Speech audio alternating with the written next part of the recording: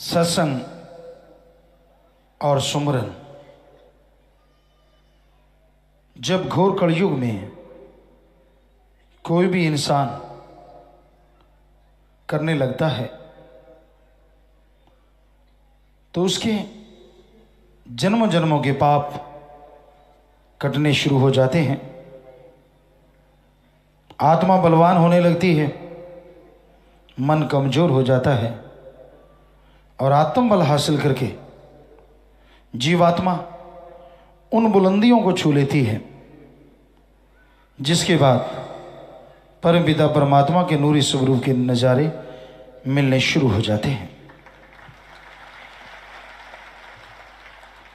आपका मन अगर हावी है तो आप सुमरन कीजिए। जब आदमी का मन हावी होता है, ना गुरु पीर फकीर अच्छा लगता है, ना किसी का राय मशवरा अच्छा लगता है, तब तो बस जो मन कहे सो कहे और जो मन करे सो करे। और इसी वजह से लोग गमगीन हैं, चिंता में हैं, परेशानी में हैं, दुखी हैं और वो अपने मन पे काबू नहीं पाते, तो बिना वजह टेंशन में रहते हैं, बिना वजह परेशान रहते हैं। अगर मालिक के रहमो करम को पाना हो तो आप घंटा सुबह शाम सुमन कीजिए। मालिक की औलाद का निस्वार्थ रूप से भला कीजिए, सबसे बेगरज मोहब्बत कीजिए। सुमरन, सेवा और बेगरज मोहब्बत मालिक को जितना जल्दी मिलाती है और किसी भी साधन से जल्दी मिलना संभव नहीं है। मन दो धारी तलवार है, इधर भी धार इधर भी धार। इंसान को पहले गलतियों में उलझा लेता है और जब इतनी गलतियां करवा लेता है फिर दूसरी तरफ उलझा लेता है। पहले तो गलतियां करवाता जाता है, कुछ नहीं, फकीर तो कहते रहते हैं ये तो फजूल की बातें हैं, इत्यादि इत्यादि इत्यादि इत्यादि बोलता रहता है, करता रहता है। और फिर जब ये ऐसी गलतियां कर बैठता है, दूसरी धार ये है कि उसको इतना नीचा गिरा देता है कि तू नहीं संभल सकता।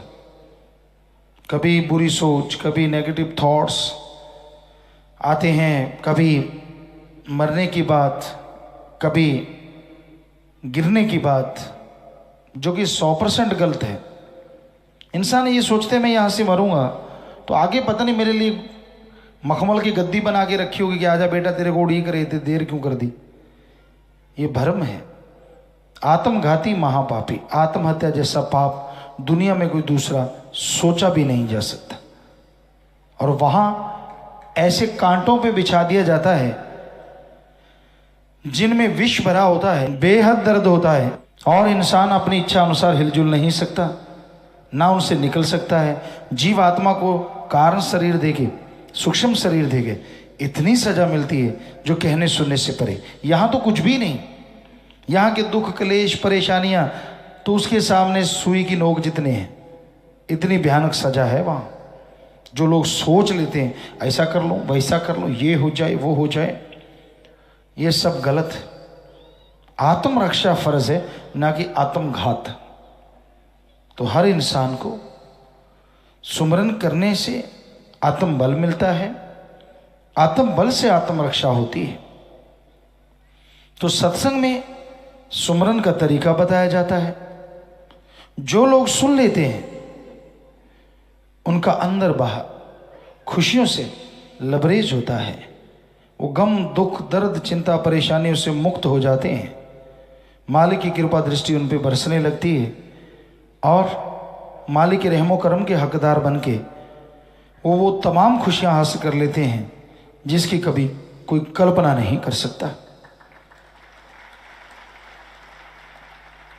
इसलिए प्रभु के नाम से नाता जोड़ के रखो। कभी भी अपने नफ़्स शैतान को कभी मन को हावी ना होने दो।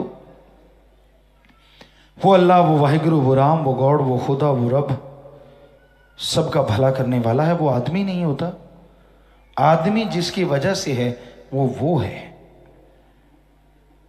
तो इसलिए भाई उस परम पिता परमात्मा से सबका भला मांगो, सुमरन करो, भला करने की शक्ति मांगो, प्रेरणा मांगो और उन वचनों पे चलते जाओ जो भगवान की बातें संत पीर फकीर बताया करते हैं, समझाया करते हैं। अगर सुन के इंसान मानने लग जाए, वचनों पे चलने लग जाए, तो अंदर बाहर कोई कमी ना रहे और खुशियों से माला माल हो जाए।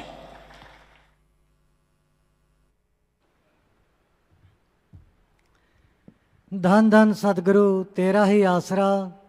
सतगुरु जी की प्यारी साध संगत जी, सतगुरु जी के पावन चरण कमलों में ध्यान एकाग्र करते हुए अब सभी ने सुमन करना है जी।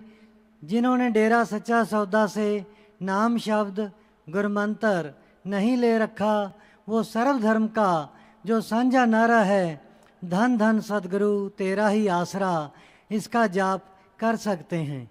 लेकिन उससे पहले यह अरदास सभी ने मिलकर बोलनी है जी। धन धन सतगुरु तेरा ही आसरा। हे परम पिता सतगुरु परमात्मा,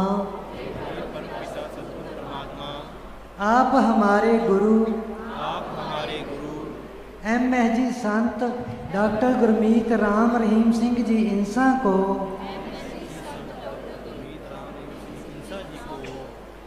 जल्दी से जल्दी परमानेंट हमारे बीच ले आए जी। हे एमएसजी गुरु जी, आप जी परमानेंट हमारे सामने पधारो जी। हमारे सामने पधारो जी। हम सारी साध संगत आप जी से नारा लगाकर धन धन सतगुरु तेरा ही आसरा, धन धन सतगुरु तेरा ही आसरा, ये वायदा करते हैं कि आप जी की हर सत्संग पर नशा व बुराइयां छुड़वाने के लिए व मालिक की भक्ति से जोड़ने के लिए एक एक प्रेमी 15 से 25 नए लोगों को लेकर आया करेगा। 15 से 25 नए लोगों को लेकर आया करेगा। आप जी जो भी वचन हमारे सामने प्रत्यक्ष करोगे, हम उन्हें ही 100% मानेंगे जी। 100% मानेंगे जी। धन धन सतगुरु तेरा ही आसरा। अब सभी ने कुछ समय के लिए सुमरण करना है जी। धन धन सतगुरु तेरा ही आसरा।